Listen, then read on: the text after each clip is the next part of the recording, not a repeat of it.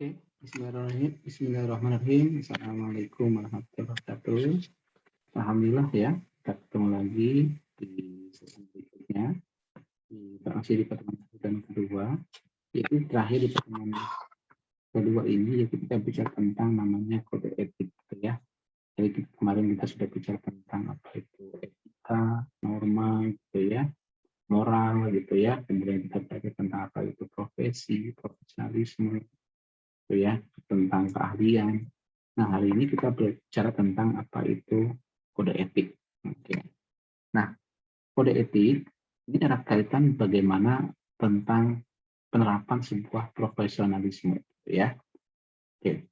Nah, jadi secara umum kode etik ini adalah kode etik profesi merupakan sistem norma atau nilai dan aturan daripada sebuah profesionalitas yang tertulis secara tegas yang menyatakan apa yang benar dan yang baik dan apa yang tidak benar dan tidak baik bagi sebuah profesional.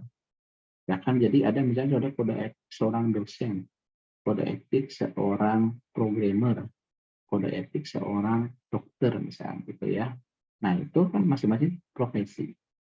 Nah, yang nanti merupakan tatanan sebuah norma yang mengatur secara tertulis dan tegas gitu ya. Apa yang boleh dan apa yang tidak boleh atau tidak benar. Oke. Kemudian kode etik. Ini menurut fungsi kode etik menurut Sumaryono mengembangkan ada 3 alasannya. Pertama adalah sebagai sarana kontrol. Jadi orang kan tidak boleh eh, meng, apa ya istilahnya menggadaikan profesionalismenya demi kebutuhan tertentu. Ya. Nah, maka ini pertama sebagai sarana kontrol. Jadi kalau orang mengaku semuanya ahli semua, nah itu ya gimana gitu ya? Tentunya kan sebutnya ahli kan tidak banyak orangnya gitu ya. Kalau semuanya ahli ya berarti hanya mengaku-ngaku saja gitu ya seperti itu.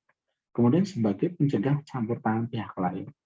Jadi tentunya nanti ada sebagai kontrol ketika kita ada profesi ini bagaimana. Jadi sudah jelas apa aturannya, kemudian jadi sebagai untuk orang lain itu tidak ikut campur gitu ya daripada tatanan yang sudah dibuat. Kemudian sebagai pencegah kesalahpahaman dan konflik. Jadi kenapa dibuat aturan atau kode etiknya?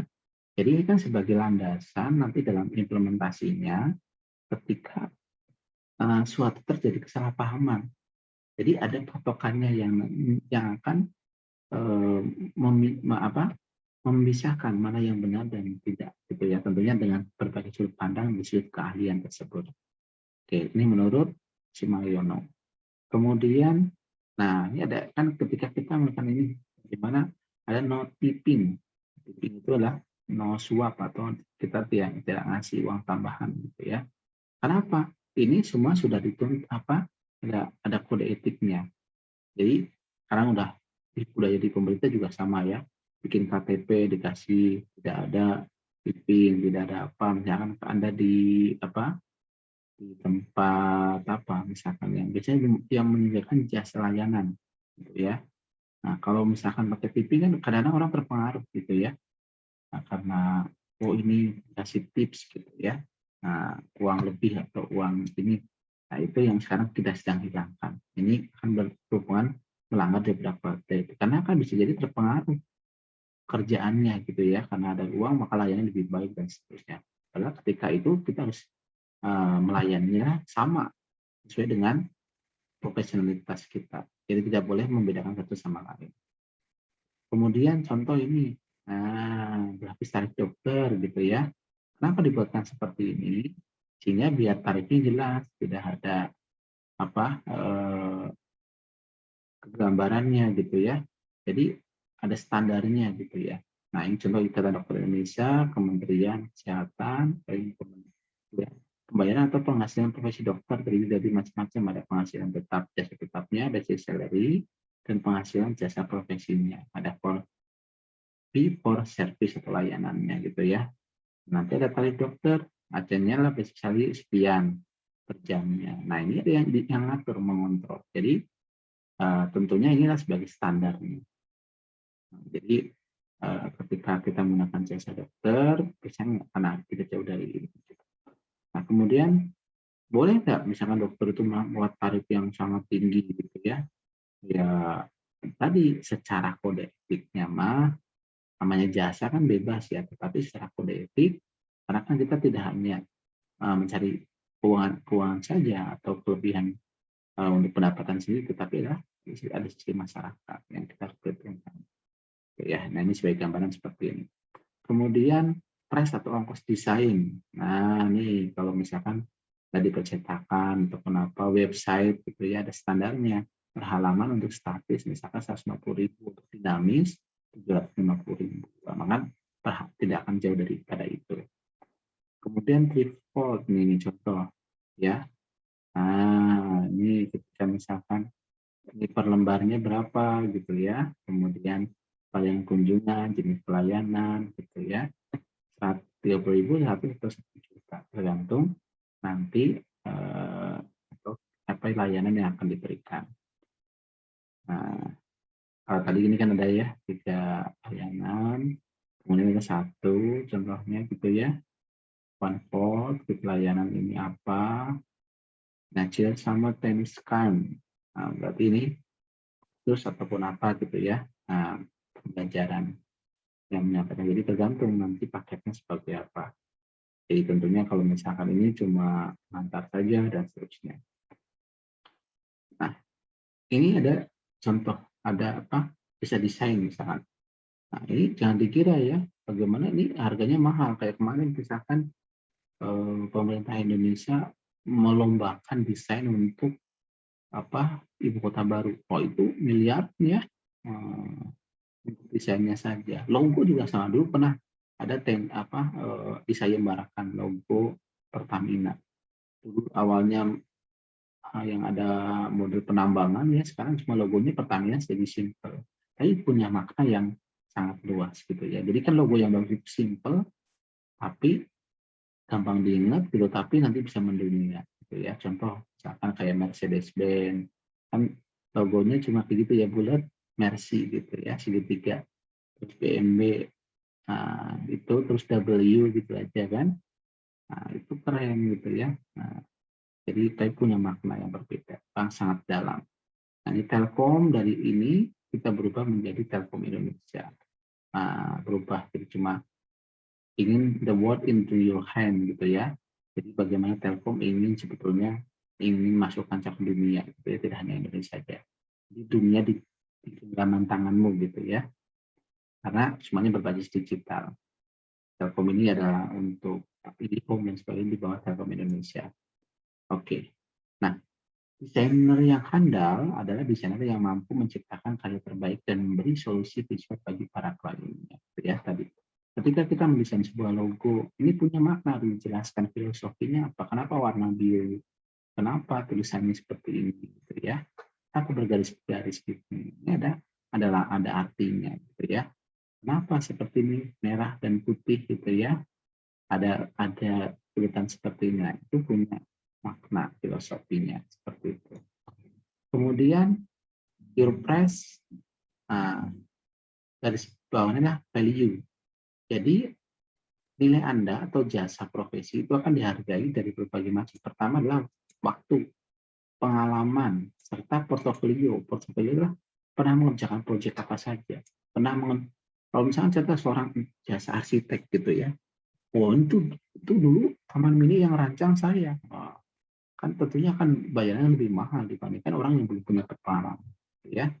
Nah, kalau pengalaman cuma sedikit, nah itu portofolio juga sedikit pengalamannya. Jadi akan punya akselerasi ataupun kreativitas berbeda. Orang yang lebih banyak kan tentunya dari dulu desainnya arsitekturnya seperti apa modern atau minimalis atau yang go green dan sebagainya, itu akan punya yang berbeda. Nah, ini ada seorang senior ya, brand based hiring, ada senior designer ya. Nah, ini kayak gini orangnya. Gitu. Selainnya ya, tapi ini orang desainer, senior designer ya. Ya memang punya nilai seni kalau bisa ceritanya gitu. Jadi, bagaimana menjadi seorang, nanti ada seorang yang hebat ya dengan sebuah desainer. Dulu ini contoh, ini udah lama ya, tahun berapa itu orang desain. Sekarang bahkan banyak jasa-jasa untuk Anda bikin desain, bikin template PowerPoint, bikin apa itu bisa jual ya. Coba kalau misalkan yang bikin template yang bagus banyak, atau misalkan sekarang Instagram bikin template-template, nah itu misalnya 100 template Anda jual 100.000 aja, tapi yang beli sehari itu bisa 10 orang, kali sebulan aja udah punya uang gitu ya. Nah, atau juga ya desain staff ataupun ini bisa dihargai sebulan sekian. Kita bisa jadi Anda jadi entrepreneur atau desain sendiri yang Anda bisa jual di internet, sekarang banyak sekali ya. Jadi orang sekarang desainer itu dibutuhkan banyak sekali, Instagramable dan sebagainya, menampilkan cepat, nah itu dia butuh koleksi-koleksi. Nah, Anda bisa jual 100.000 aja misalkan koleksi desain Anda. Kalau yang beli banyak, sama aja gitu ya, bisa ukuran lebih tinggi penghasilan Anda. Nah, ini juga sama, naik lagi ya, nah, tergantung. Akan berpengaruh tadi pengalaman sama portofolionya per bulan. Kemudian, nah freelance juga bisa sama ya. Bagaimana the whole truth on the successful freelancing. Jadi sekarang banyak juga jasa-jasa desain itu dipilihkan. Ini project sekian, nilainya sekian, pokoknya nggak tahu beres, yang terbaik mana, kita order gitu ya, cocok, baru dibayar, sebagainya. Kemudian, the age of self-employed freelancer, ini to skill toward young gitu ya. Biasanya adalah bunyi umur rata-rata average umurnya 30 tahun. Ya, part time sampai paling tuanya 32. Kenapa? Biasanya yang punya kredibilitas tinggi gitu ya, seperti itu. Umurnya segini. Nah, ini sebagai gambaran ya, sebuah freelance gitu ya. Pas probit misalkan bisa sampai, kalau umurnya kurang dari 21 bisa sampai sedikit 5 jam. Umur 20 sampai 40 sampai 60 jam terus gitu ya, happiness kesenangannya. Karena apa? Biasanya kalau muda kan masih jiwanya masih semangat tinggi ya, belajarnya bisa begadang dan sebagainya. Tapi kalau sudah, itu kan pengalaman, nilainya adalah pasti semakin ini semakin berpengalaman, tetapi pasti waktunya juga semakin berkurang. Karena apa? Dia sudah pintar gitu ya, bisa dengan waktu dekat bisa menyelesaikan proyek-proyek yang ada, seperti itu. Nah, ini contoh-contoh pekerjaan ya. Ini tahun pengalaman, misalnya 5-10 tahun, gajinya sekian, gajinya sekian, gajinya sekian, perankan kerja ke desainer, gitu. Kemudian, ini contoh ya, ini sebuah desain gitu ya, misalnya majalah ataupun apa gitu ya, yang akan oleh desainer tadi. Nah, jadi kalau sekarang kayak misalkan desain untuk berita segala macam website gitu ya. Nah, bagaimana sekarang apalagi semuanya adalah sebuah era digital ya. Nah, bagaimana desain ini sangat sekali banyak sekali dibutuhkan untuk implementasi kebutuhan, bagaimana menarik orang, iklan dan sebagainya, kan itu desain. Nah, bagaimana menunjukkan kita gitu ya, ini loh, sehingga orang gampang mudah mengingat dan sebagainya, terus bisa mempengaruhi seseorang untuk akhirnya untuk transaksi gitu ya, ujung-ujungnya seperti itu. Oke. Kemudian, nah ini abstrak ya, cuma itu saja. Jadi ketika nanti kalian ya, ketika menjadi seorang, tentunya etika, kembali ke profesionalisme. Nanti Anda mau jadi punya aturan seperti apa di masyarakat yang nanti dari segi profesional tadi, keahlian di apa di seorang desainer ataupun tertentu, itu nanti bagaimana implementasinya gitu ya, akan sangat dipengaruhi terhadap kayak tadi apa dari sisi misalkan pengalamannya gitu ya. Jadi Anda akan dihargai itu banyak hal, dari sisi misalkan waktunya, terus pengalaman, sampai nanti adalah portofolionya gitu ya, seperti itu. Kemudian bagaimana penilaian seseorang, ini sebagai banyak contoh lah, desainer tadi ya yang banyak. Ketika tadi kita menerapkan sebuah etika sebagai tatanan ya, norma yang akan diatur tadi, yang saya contohkan tadi, apa dokter misalkan gitu ya, Ini bagaimana membuat standar yang nanti akan sebagai acuan baik dan buruknya dari sebuah profesi gitu ya di masyarakat. Oke. Nah, itu apa itu kode etik, kemudian apa itu fungsinya, serta etika yang dijaga dari seorang profesionalisme. Ini itu yang bisa saya sampaikan. Silahkan nanti kalau ada pertanyaan bisa dimasukkan dalam forum. Jangan lupa absensi ya di e-learning sehingga kalian tercatat secara administratif mengikuti mata kuliah ini. Terima kasih. Kurang lebih mohon maaf. Assalamualaikum warahmatullahi wabarakatuh.